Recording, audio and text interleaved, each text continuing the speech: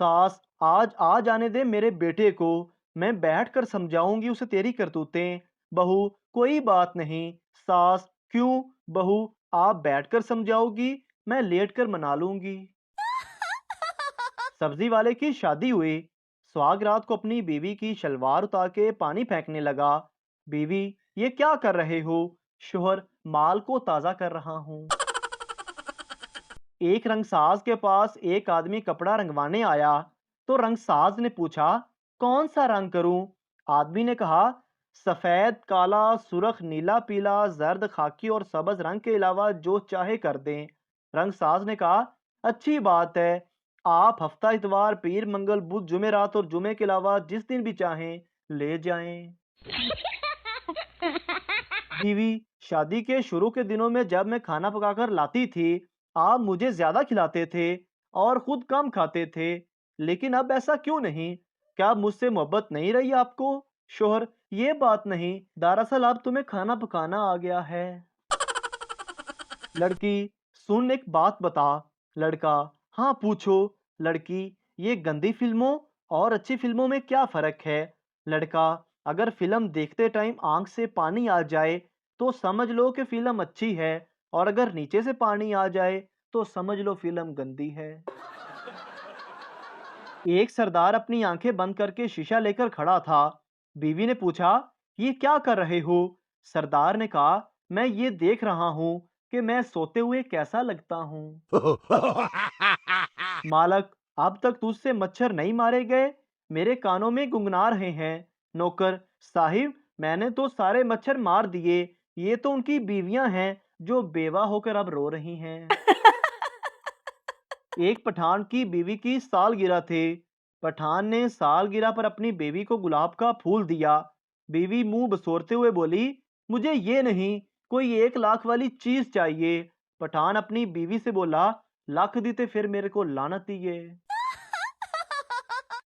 Teacher day पर किसी ने अपने बहुत ही काबल और मोहतरम उस्ताद को फोन किया और कहा कि मैं आज जो भी हूँ आपकी वजह से ही हूँ। उस्ताद मोहतरम बोले, देखो, हमें इल्जाम ना दो, हमने अपनी तरफ से पूरी कोशिश की थी। एक लड़की अपने महबूब से पूछने लगी कि जब तुमको मेरी याद आती है तो तुम क्या करते हो? लड़का बोला, मैं तुम्हारी पसंदीदा चॉकलेट खा लेता हूँ। लड़का, और तुम क्या करती हो? लड़की, मैं गोल्ड लीफ के 2 सिगरेट पी लेती हूँ। खामन सामान पैक करते हुए, मैं जापान जा रहा हूँ। बीवी, वो क्यों? शोहर, मैंने सुना है कि वहाँ उल्टा सिस्टम है। एक बार रोमांस करने पर औरत 200 रुपए खुद देती है। बीवी, मैं भी चल रही हूँ फिर आपके साथ। शोहर, लेकिन तुम वहाँ जाकर क्या करोगी? बीवी, पूरे महीने में सिर्फ 2 बार तो खड़ा होता है। मैं देखना चाहती हूँ तुम 400 रुपए महीने में कैसे गुजारा करोगे। एक आदमी आधी रात के वक्त एक वीरान गली से गुजर रहा था। अचानक उसने एक मकान में से बातों की आवाज आती सुनी। कोई शख्स ये कह रहा था कि नहीं नहीं, पहले बाजू काटो, गला बाद में काट लेना। इतना सुनना था कि उस आदमी ने दौड़ लगा दी और सीधा नजदीकी पुलिस चौकी पहुंच गया और जाकर सारी बात बताई। जब पुलिस उस आदमी के साथ उस मकान में पहुंची तो अंदर 2 दर्जी बैठे कपड़े काट रहे थे। पठान, पैंट की सिलाई कितनी है? दर्जी, 600 रुपए। पठान, और निकर की? दर्जी, 300 रुपए। पठान, ठीक है, निकर सी दो और पाँव तक लंबी रखना, नमाज भी पढ़नी होती है ना।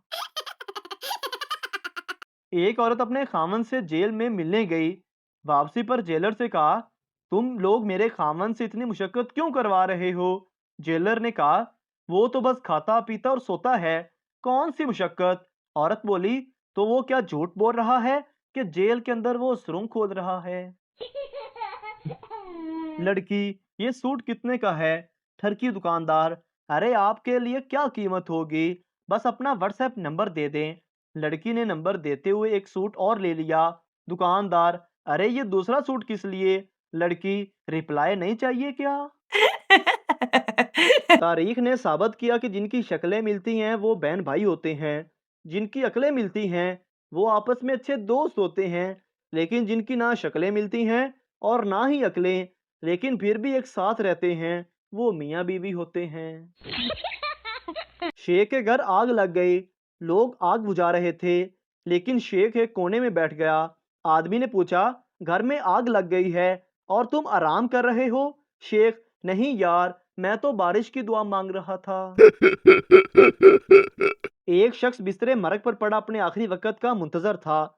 उसकी बाफा बीवी अपने महबूब शोहर के पास बैठी थी। शोहर बोला, डार्लिंग, इस आखिरी वक्त में मैं कुछ कहना चाहता हूँ।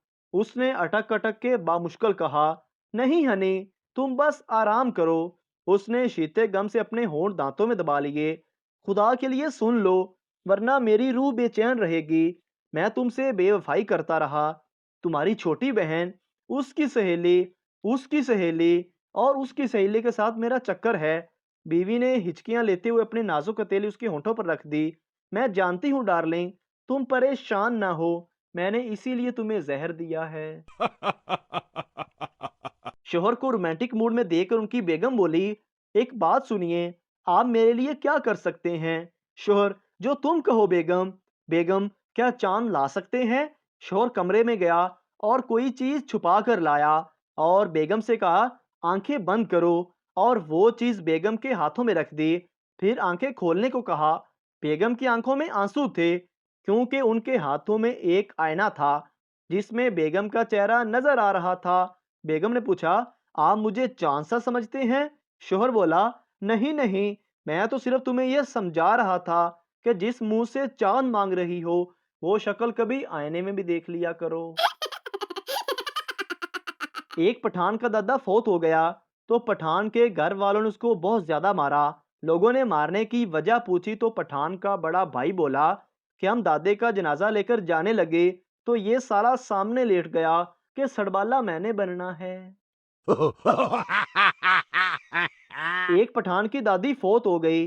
3 दिन गुजर गए, लेकिन उसको दफनाया नहीं। लोगों ने पूछा कि दादी को दफनाया क्यों नहीं? पठान बोला, ये हमने बच्चों को डराने के लिए रख ली है। एक पठान शराब पी रहा था और अचानक रोने लग गया। दूसरे पठान ने पूछा, क्यों रो रहे हो? तो पहला पठान बोला, मैं एक लड़की के साथ प्यार करता था, उसने मेरे साथ बेवफाई की। अब मैं उसे भूलना चाहता हूँ, लेकिन मुझे उसका नाम याद नहीं आ रहा। एक खातून रेलगाड़ी में सफर कर रही थी। खिड़की बंद करते हुए उनकी एक उंगली कट गई। उन्होंने महकमा रेलवे पर 50 लाख रुपए हर्जाने का दावा कर दिया। मुकदमे की समाअत के दौरान जज ने खातून से सवाल किया, मोहतरमा, एक उंगली के 50 लाख रुपए, आपकी उंगली कुछ ज्यादा कीमती नहीं थी? खातून ने फौरन जवाब दिया, जनाब, ये तो मैंने बहुत कम रुपए का दावा किया है, मेरी वो उंगली तो इससे ज्यादा कीमती थी।